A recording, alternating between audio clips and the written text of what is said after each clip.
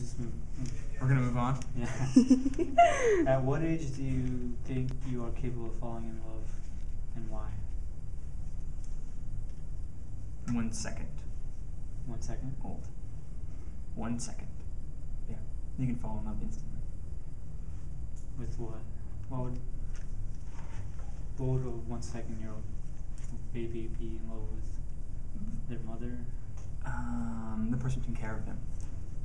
Because if you think about it, a baby can't survive without anything else, and so if another person is allowing it to survive, the baby will gain attachment to whatever it is.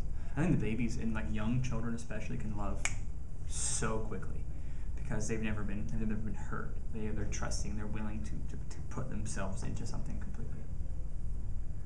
I think that the older you get, the harder it is. Just simply by the fact that you can get hurt, you can be betrayed, you can fall in love with someone, and they can say they love you, but they don't do the actions that you think love means. So you're saying that love is instinct, not learned? Can you learn love? You're brought up in an environment that says this is what love is. Well, you're saying that instantly. Yeah, I think that so if you put it like that, if you use my words that way, then I do not think you can learn love. I think that you are born with it and it just happens, like human nature. I don't think that you learn love, and I think you think about it really. What do you learn in school? That people treated each other terrible for millennia. So how can you possibly think that watching other people fall apart and act crazy can be you could learn that? If you watch Jerry Springer, you can learn love. Are you? Think about it. Is the love that someone shows on Jerry Springer different than the love that someone shows in church? Think about it, really. The question is no. Their actions might be different, but love is pretty much the same. Someone can teach you how to do it, how to do it correctly, but I don't think that you can learn to love.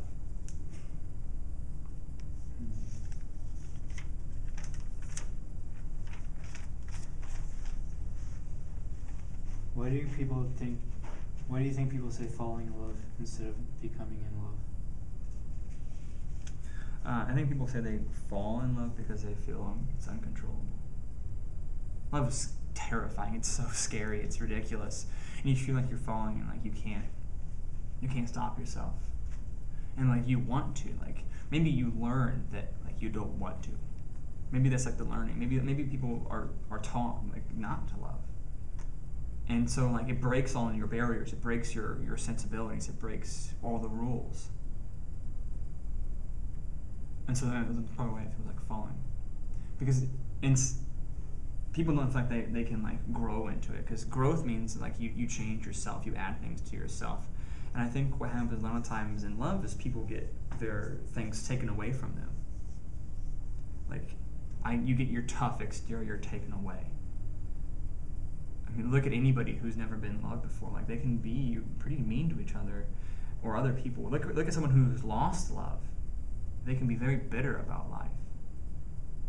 And so I think that you can't grow into love. I think that you have it. And so falling in love then, I guess, means letting go of the things that you've been taught. Yeah. Think about it. Love is irrational. It's so irrational. It's dangerous. It makes people run out in the middle of traffic and walk in the rain and scream at the top of their lungs and go crazy. That's what love does. It makes you go insane. It doesn't make you normal. You're taught to be normal. You go to class and people say this is how you should behave. But then people fall in love and they throw that out the window. Whatever it is that. People throw religion out the window. People throw politics out the window. People throw anything out the window because of love. So do you think love is relative in cultures, different cultures? Love is relative in different cultures. Like, someone in Kenya loves more or less than someone in America. Like, do they love differently? I think actually no, I don't think they love differently at all. I think that love is the same, and that it manifests itself differently because people have been socialized and taught how to combat it or control it differently.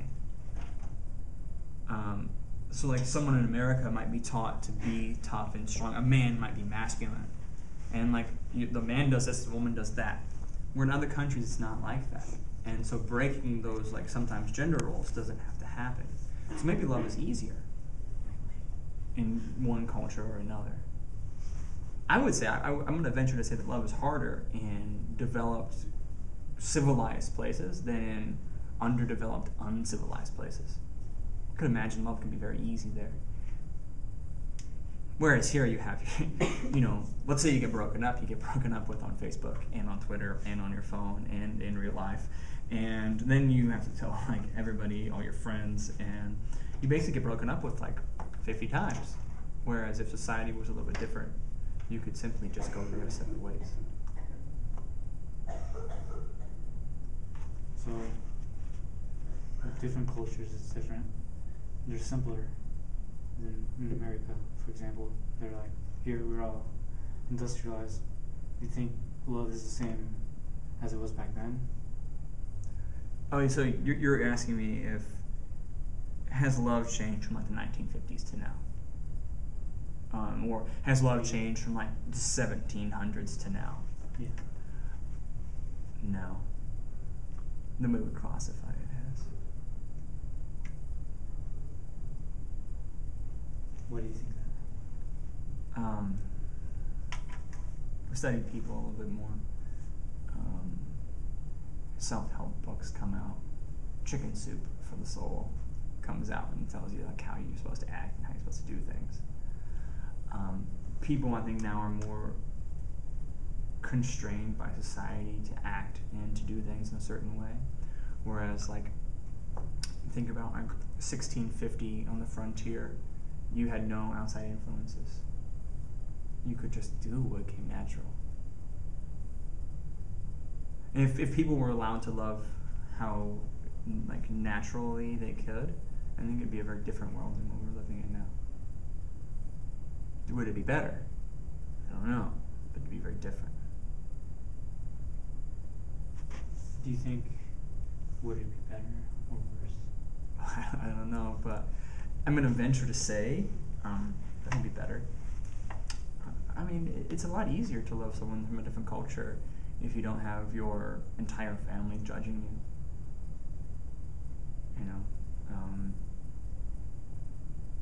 If you don't have other people putting their definition of love on you, then you're free to love however you feel, right? If let's say you grow up and your parents say love is the wife makes dinner for the husband every night, and the father like plays baseball with the kid in the backyard, and they go to bed and they lay in bed and read books and say, "How's your day, honey?" Is that love, or is that just what Leave It to Beaver wants us to think it is? Leave It to Beaver is a TV show from the 50s, black and white. If you don't know the reference, edit that part out. So I think that love is a very natural thing. I think that human beings have it within themselves, and I think that somewhere, someone in our lives tries to tell us what love is and puts it in a box. And so therefore love has to change with whatever shape the box is. If, let's say it's based upon politics, and politics of the time is like a neoconservative, love is going to be one way. Let's say something happens and the whole world goes crazy, and then we have anarchy. Well, what is love then? Like, think about it. Like, you know how you go to a wedding and they always say the power vested in me from the state of Indiana. I now pronounce you husband and wife. What happens if the state of Indiana goes away? There's no power over the marriage, right? It's just there now. It's not being backed up by anything. So, I mean, like, government-wise. So then, is it real? Maybe, guess, I don't know. But I think that like the love that is there, hopefully, is real.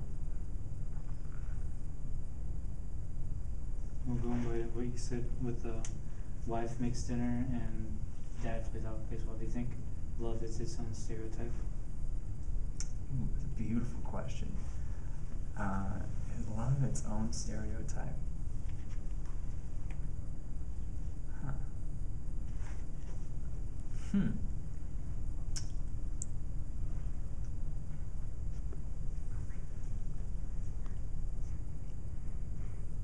Yeah. Yeah. If you say love is the thing that comes in a box of chocolates at Valentine's Day, then yeah, it is. And if love has to be turned into marriage, which is turned into children, then yeah, it's a stereotype. But if love is something fluid that can happen between any people, any person, anything, then there is no stereotype and there is no definition for it. So if you put a definition on it, then it is its own stereotype. If you do not define it, then it's whatever it wants to be. It's anything. Yeah. Wait. Do you think we should have Valentine's Day or no? To show our love to people? No. No? Valentine's Day is ridiculous. Okay. It's ridiculous. So what you're saying is... No, because like what you said before, like having to show someone, like do you think it's even needed? No. And here's a better question. Do you have to... What is showing someone that you love them? Is it telling them? Is it saying, I love you? Or does it have to be like actions that you do, that like, you know, like, I don't know. I know it's nothing that you say, because I know I've told people that I love them, and then like went right back a little while later and did things that like really hurt them, and same thing has happened to me. I think it's more shown, like if you're there, you just gotta be there. It doesn't have to be like in the present. It can be just emotion being there, like just knowing that you're cared for.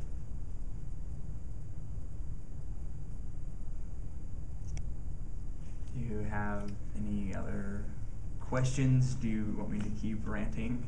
Okay.